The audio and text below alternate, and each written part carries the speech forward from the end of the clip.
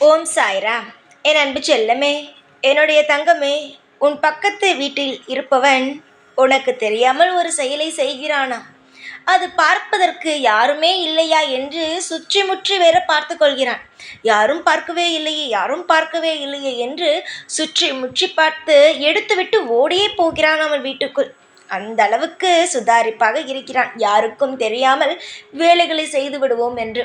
முக்கியமாக அவன் உன்னுடைய வீட்டிலிருந்து தான் அதையெல்லாம் எடுக்கிறான். சொல்லப்போனால் அவனுடைய என்ன எடுக்கிறான், என்ன செய்கிறான் என்பதை சொல்கிறேன். நீயே நினைத்து பார்த்தால் சிரிக்கவே ஆரம்பித்து விடுவாய். அந்த அளவுக்கு அவன் உன்னை ஒரு இடத்தில் வைத்திருக்கிறான்.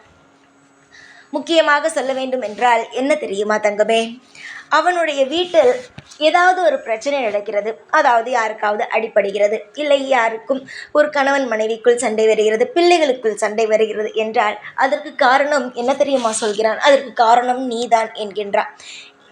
ஏன் நீதான் என்கின்றான்? புரியவில்லை தானே? ஏன் என்று நானும் சொல்கிறேன். தங்க பிள்ளையே, அவனுடைய வீட்டில் ஏதாவது பிரச்சனை என்றால் அதற்கு காரணம் நீதான் என்கின்றார். காரணம் நீதான் அவனுடைய வீட்டில் என்னென்ன வாங்கி கொண்டு போகிறாய், எப்படி வாழ்கிறார் என்று நீதான் பக்கத்தில் இருந்து பார்ப்பதினால் நீ அவன் மீது கண் வைக்கிறாளோ என்று நினைத்து கொள்கிறான். அவள் வீட்டில் நீ நன்றாக பழகுகிறாய், நன்றாக பேசுகிறாய். அவன் என்ன நினைக்கிறான், இவள் தானே நம்முடைய வீட்டில் போகும்பொழுது வரும்பொழுது ஒரு பொருள் வாங்கி கொண்டு வரும் பொழுது, நம் இருவரும் சேர்ந்து ஒரு கடைக்கு செல்லும் பொழுது, ஒரு கோவிலுக்கு செல்லும் பொழுது பார்க்கிறார். இதனால் தான், இவள் கண் வைத்ததினால்தான் இன்று சண்டை வந்தது என்று அவன் நினைக்கிறான். நினைத்து விட்டுத்தான் இந்த விஷயத்தை எல்லாம் அவன் செய்து கொண்டு அலைந்து கொண்டு இருக்கிறான். தங்கமான பிள்ளையே, வாழ்க்கையில் நீ யாரையும் பார்த்து பொறாமைப்பட்டதல்ல, உன்னை பார்த்து அதிகமான பேர் பொறாமைப்பட்டிருக்கிறார்கள் சில நாட்களுக்கு முன்பு, ஆண்டுகளுக்கு முன்பு. ஏனென்றால் அப்பொழுது உன்னிடம் நிறைய வசதிகள் இருந்தது. பணத்திற்கு, உன்னுடைய குடும்பத்திற்கு தகுந்த பணம் உனக்கு கிடைத்தது. ஆனால் நேரமும் காலமும் முன்னே, உன் கர்மவினையும் முன்னே வாட்டி வதைக்கிறது. பேசுவார்கள், எப்படியெல்லாம் பேசுகிறார்கள் பார். பக்கத்தில் ஒரு பெண் இருந்தால், அவர் குடும்பம் இருந்தால், அவர் சந்தோஷமாக இருந்தால் பார்த்து கண் வைப்பது என்ன உன்னுடைய வேலையா? உன்னுடைய மனதை புரிந்து கொள்ளவே இல்லை பார்த்தியா? உன்னுடைய மனமானது எவ்வளவு தூய்மையானது. நீ நினைப்பாய், நான் என்னுடைய வாழ்க்கை இப்படி ஆகிவிட்டது, மற்றவர்களாவது சந்தோஷமாக இருக்க வேண்டும் என்றுதான் நினைப்பாய். நான் கூட சொல்வேன், உனக்காக வேண்டு, ஏன் மற்றவர்களுக்காக நீ வேண்டுகிறாய் என்பதை கூட நான் உனக்கு சொல்வேன். ஆனால் நீ கேட்காமல் மற்றவர்களும் நன்றாக இருக்க வேண்டும் என்றுதான் நீ வேண்டுவாய். நீ சுயநலமாக யோசிப்பவள் அல்ல. எல்லாவற்றுக்கும் உதவி செய்ய வேண்டும், நல்லது நடக்க வேண்டும் என்று யோசிப்பாய். பொறாமை எண்ணம் உனக்கு கிடையவே கிடையாது. ஏனென்றால் நீ பார்க்காத பணமோ, நீ பார்க்காத நகைகளோ, நீ பார்க்காத ஒரு நல்ல வாழ்க்கையோ இல்லை. இப்பொழுது இந்த நிலைமையில் இருப்பதினால் எல்லாருக்கும் இலக்காரமாக இருக்கிறது. இவரிடம் இல்லையே, அதனால் இவள் பொறாமைப்படுகிறாளா? இவளிடம் இந்த விஷயம் இல்லையே, இதனால் அவள் நம் மீது ஆசைப்படுகிறாளா? அதனால்தான் நம்ம மீது கண்பட்டிருக்குமோ? அதனால்தான் நம்முடைய குடும்பத்தில் என்று சண்டை வந்திருக்குமோ என்று யோசிக்கிறார்கள். யோசிப்பவர்கள் கொஞ்சம் மனம் இருந்தால் இது போல யோசிக்க மாட்டார்கள். யோசிக்கிறார்கள், யோசிக்கட்டும். எதுவாக இருந்தாலும் யோசிக்கட்டும். வாய் இருக்கிறது என்று பேசுவார்கள், என்னென்ன தோன்றுகிறதோ மனம் இருக்கிறது என்று உதவி செய்ய மாட்டார்கள். ஆனால் ஏதேதோ யோசித்து கொண்டு பேசிக்கொண்டு மனதில் வைத்து கொண்டு இருப்பார்கள். அதனால் நீ தேவையில்லாமல் இவர்கள் நினைத்து கவலைப்படாதே. இவர்கள் என்ன எடுக்கிறார்கள் என்பதை மட்டும் நான் உனக்கு இப்பொழுது சொல்கிறேன். என்னுடைய தங்கமான பிள்ளையே, உன்னுடைய மனதை புரிந்து கொள்ளவில்லை. உன்னிடம் பழகுகிறார்கள், பேசுகிறார்கள் என்பதற்காக உன்னிடம் உண்மையாக இருக்கிறார்கள் என்பதெல்லாம் இல்லவே இல்லை. ஏதேதோ அவர்கள் பேசுகிறார்கள். ஆனால் உன்னுடைய வீட்டிலிருந்து எடுத்துகிட்டு போவது என்ன தெரியுமா? உன் வீட்டை இருக்கும் உன்னுடைய காலடி மண். உன்னுடைய வீட்டு வாசலில் இருக்கும் மண்ணை தான் ஒரு கைப்பிடி எடுத்துக்கொண்டு போய் அவர்கள் வீட்டில் சுற்றி போடுகிறார்கள்.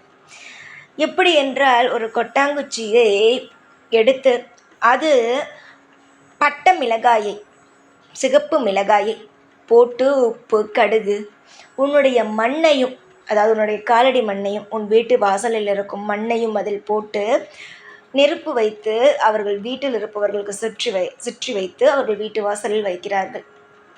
நடக்கிறதா இல்லையா?